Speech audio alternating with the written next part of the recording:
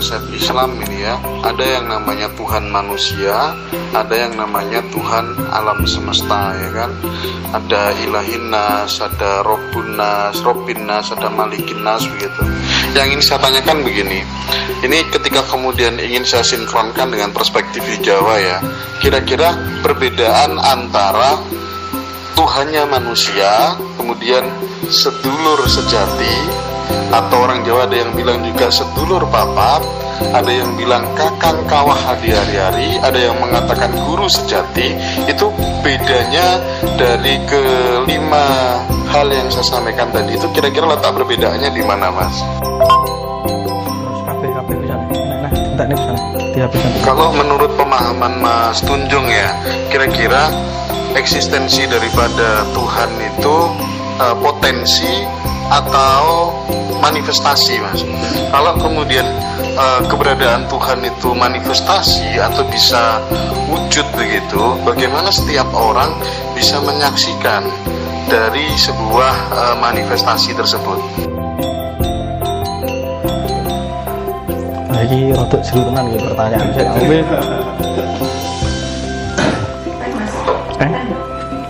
Gak gampang. Ya, satu apa bedanya emang kayak kakang kawah dari sedulur bangun di Pancer dengan konsep Islam. Sebenarnya kalau kita tuh mau mencari, tetap enak sinkronnya tetap ada, sinkronisasinya tetap ada. Jadi nek wong Jawa itu kan saking DNI kepada Tuhan itu tresnone tenan. Jadi menganggap sesuatu di dalam kehidupan itu diibaratnya duduk sebuah benda, diibaratkan sebagai sedulur atau keluarga.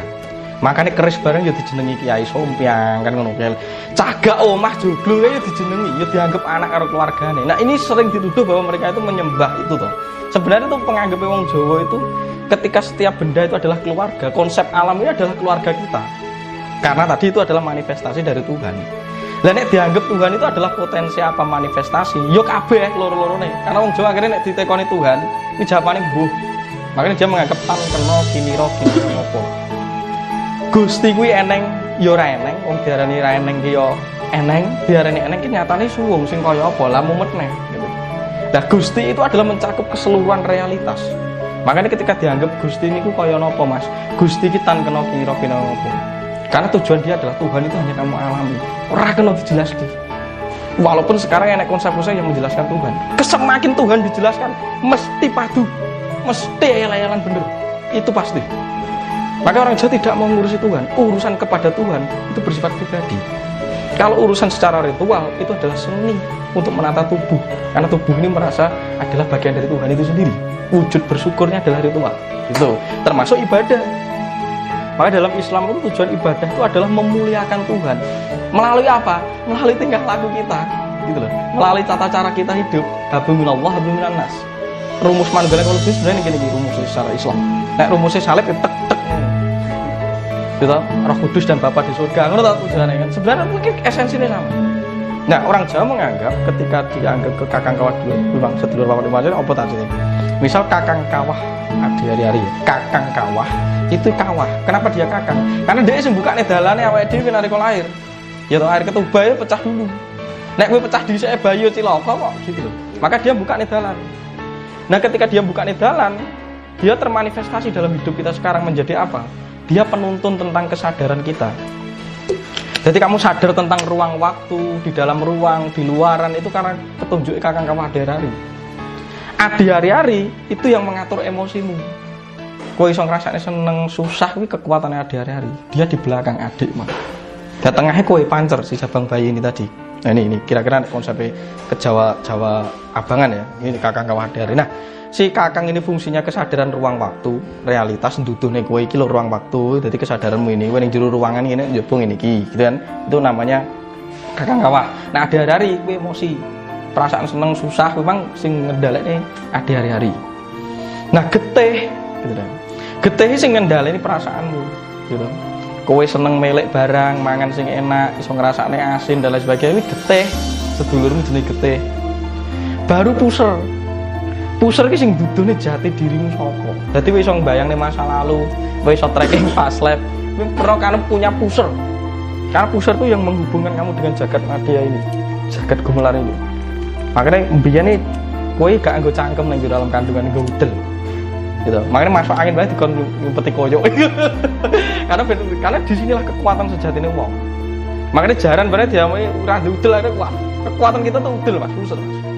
Nah, karena pusar itu daya energi kekuatan. Kuwi ada di udel. Baru sing tengah iki jenengan.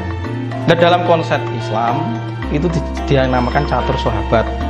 Jadi Muhammad siji, sahabatnya papat. Itu sebagaimana diproyeksi orang Jawa diakulturasi bahwa sedulur papat ilmu pancar, mainan sopiah marah itu kan karena sudah mancing di dalam avatar kita. Ya kuwi geni, angin, banyu, lemah iki ning awake dhewe. Mergo apa nyatane kowe iki didampingi saka kandungan sampai tekan jaba. Kowe iki iso urip mergo ning papat sedulur iki kae. Nek ora ning kowe ya modar, bayu ora iso urip. Nah di dalam diri kita diproyeksi sama orang, dimanifestasi, ditangkap sama orang Jawa. Oh Islam ini konsepnya Rasulullah siji didampingi sahabat kapan, ya Utsman, Ali, Abu dan sebagainya. Dan yang awake dhewe iki sedulur papat ilmu pancer, pancernya kita. Karena diri kita yang sejati yang disebut pancer itulah yang memberi kesadaran tentang hidup. Wis apa Gusti? Ya itulah Nur Muhammad. Kowe wahyu nek urip. Anda bisa hidup apapun yang di sekeliling Anda itu hidup termasuk akang kawah dan apapun tadi itu karena si urip itu tadi, maka disebut sang yang urip. Lah urip itu adalah apa? Kuwi hembusane Gusti dhewe di dalam kita disebut amat. Lah bagaimana untuk menyaksikan Tuhan? Terhubung karo Nur Muhammad kuwi kae. Lah dununge ning ndi? Ning rasa sejatine rasa, maka disebut khaufu minallah. Di dalam khaufu lah ada minallah, sifat Allah. Piye? Makanya kabeh konsep itu enek sing konsep naksobendi atau apa itu dikirim ning kene iku nggo ngikis ati siri iki nggone panas man. Amarane ben luruh iki pecah mlebu ning tengah. Jadi istilah rasa sejati sane rasa. Nah, disitulah Nur Muhammad bersemayam. Lah orang makrifat itu ketika dia sudah menyaksikan yang itu. Gitu loh Mas. Iki konsepnya gitu secara. Lah kok tujuannya apa? Yo ki mang iki aku urip nang alam donya, mlebu ning jagat Dewa Bathara alam donya diarani Ngarcapada, sanggu Kembang Wijaya Kusuma. Kembang Wijaya Kusuma itu adalah nur yang ada di dalam dirimu tadi untuk misi memayu-hayu ning bawana, untuk misi rahmatan lil alamin. Maka konsep Islam iki jane ora simpel dan tidak ribet. Yang simpel dan ribet itu hukum, fikih. Semenjak lahirnya fikih. Tapi konsep Islam yang sejati itu tauhid. Liyane ki ora ono. Jadi tauhid itu mengarahkan sesuatu apapun itu hanya kepada Tuhan. Lah saiki ning dunya ki apa sih itu Tuhan? Di dalam dunia itu apa yang bukan Tuhan? Terus jangan salah paham ketika ada wujud patung enek leluhur Jawa yang pada waktu itu enek sing kuwi ora nyembah patung. Ya, itu butuh pegangan. Nyuwun sewu nggih. Dari butuh pegangan itu gini. Awake dhewe urip ning alam donya itu hidup di alam ajsam, itu dipengaruhi oleh kekuatan pikiran dan hawa nafsu. Gitu. Hawa nafsu dan pikiran itu juga kekuatan dari hasil bentukan si kakang kawah dan hari-hari. Gitu, terus getih, terus murak marit gitu. Akhirnya ditaker.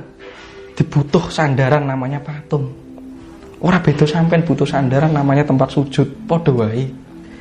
Butuh sandaran namanya masjid misalkan.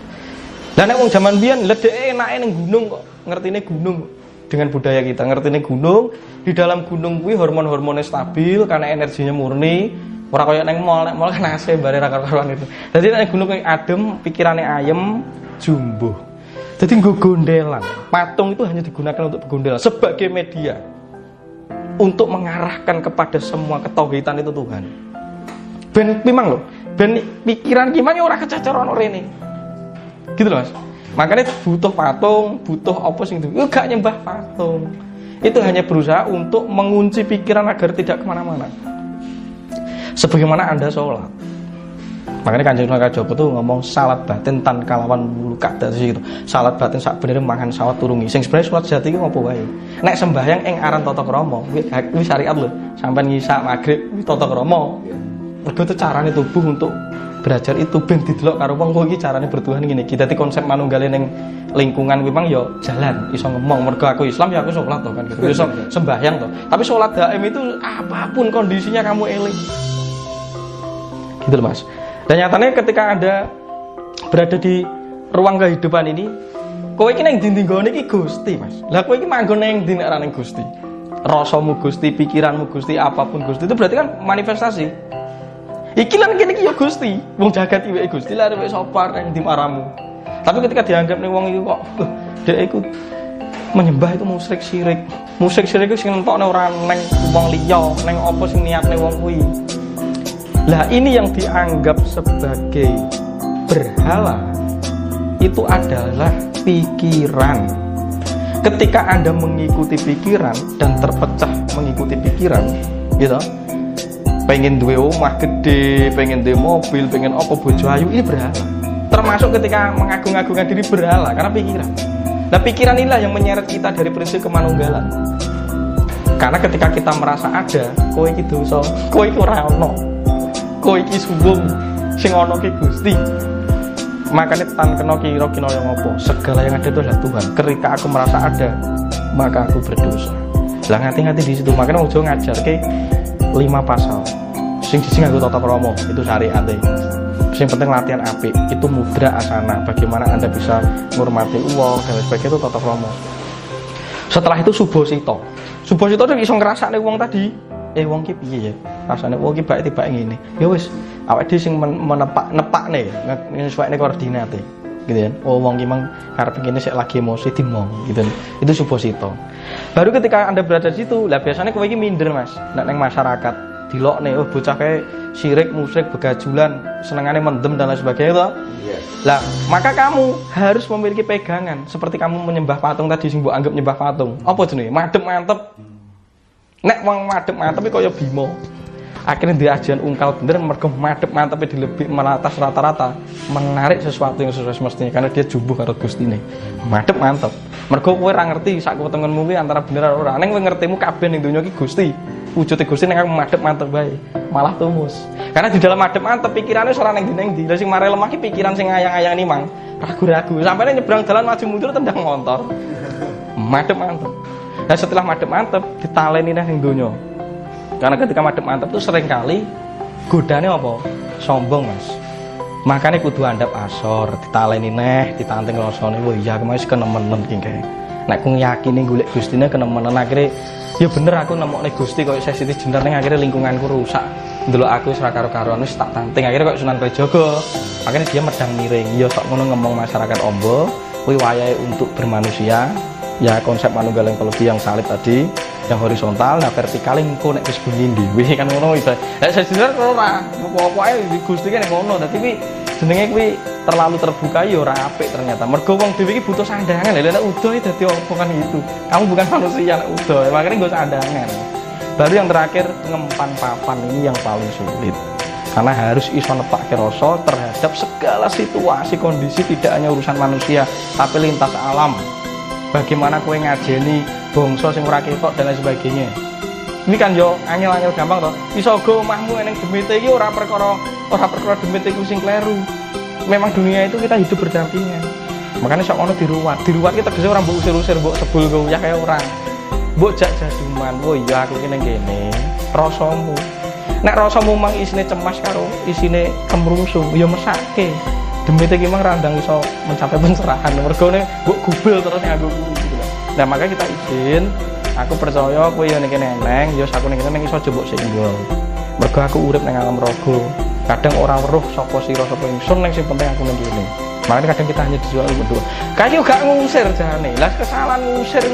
Lah kowe iki sapa ngusir? Kowe kok demokrasi iki ora luas ki piye to? Demokrasi itu harus meluas lintas alam. Itu konsepnya. Terus enak upacara medil kayak gitu. Nek sampean enak gak upacara medil ning arep ngunduh pari, arep nandur pari. Kuwi demokrasi, Mas. Lah saiki demokrasi yo karo wong tok ya. Lah demokrasi itu harus utuh. Wong Jawa itu demokrasine Bhinneka Tunggal Ika itu utuh. Dijak omong tanduran piye piye nek iki tanah ki arep tak dikne resort piye. Nek arep tak dikne bangunan hotel ning kene piye jak omong. Lah wis diketoki kabeh, akhirnya wite gentayangan dadi omah, omahe dadi angker. Mergo wite bendina nangis wae.